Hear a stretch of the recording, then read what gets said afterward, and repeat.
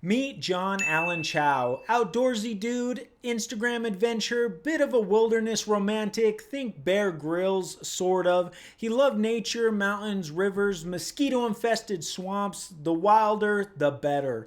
Now, John is gone or perhaps no longer with us. Maybe, honestly, we don't know, but let me tell you why we are slightly unsure. We have North Sentinel Island, a place so untouched by modern civilization and makes your grandmother's flip phone look like the Starship Enterprise. It's mysterious, it's forbidden, it's deadly.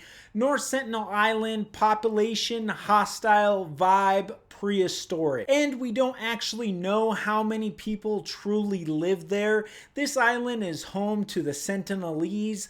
These are one of the last uncontacted tribes on Earth. These folks have lived here for an estimated 60,000 years, basically since before human resources was a phrase. They don't want your help, they don't want your tech, and they really don't want anything you have to offer. No soliciting, no colonizing, no exceptions. Now, naturally, someone just had to try to visit and see what this place was all about. So this person was John Allen Chao, a 26-year-old at the time. John was the type of guy who could MacGyver a campfire in a thunderstorm, quote a survival handbook, and still find time to break international law before dinner. But our boy John, he had major ambitions about this island. After reading about the Sentinelese in high school on the internet, proof that basically the internet gets all of us in trouble, John decided this was his destiny. John decided to train for years, both physically and mentally, getting shredded.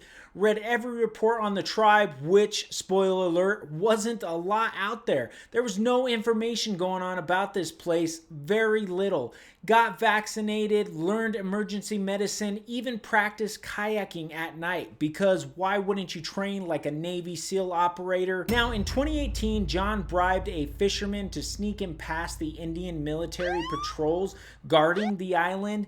They traveled by night like spec ops of the apocalypse, and John paddled the last stretch to the island alone, and with his optimism dangerously unchecked. The first day, well, let's say it didn't go great. Now, John met this tribe and attempted to gift scissors, safety pins, and a soccer ball, which is admittedly a better welcome kit than most Airbnbs offer.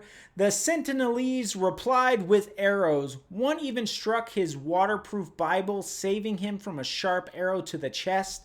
I refuse to believe this isn't being adapted for a Netflix special as we speak. So like any rational person, after nearly dying on the first day on the Forbidden Island, John, well, he decided the next day he was going to go back because faith is strong and apparently so is denial. Before heading back, he left a letter for his parents. In it, he acknowledged the danger. He knew that he could die, and he still said, "Don't get angry at the tribe if I do." Which is kind of like writing, "Don't blame the bear if it mauls me, it's just doing bear stuff." Now, John went back the next morning, and the fishermen only reported that they watched from a distance as the tribe dragged John's body across the beach. It is unknown if he's still alive at that point, but I'm guessing it's plausible, but who really knows? Insanely enough, authorities later even considered pressing murder charges against a tribe that legally doesn't even know what a country is. John's body was never recovered, and yes, the fisherman he hired was arrested as well. Why? Because it is just as illegal to help someone visit the island as it is visiting the island yourself. So what do we take away from this? Well, you can be deeply well-meaning and still epically wrong. When a culture spends 60,000 years rejecting outsiders, maybe, just maybe, they mean it. Plus, for me, no Wi-Fi, no thanks. John is remembered as a cautionary tale now, a parable to a good intention, bad decisions, and the importance of staying 10 kilometers away from a sign that literally says so. Some mysteries are meant to stay that way. Some people don't want your TikTok or your unsolicited visits, and some islands are better off left unvisited.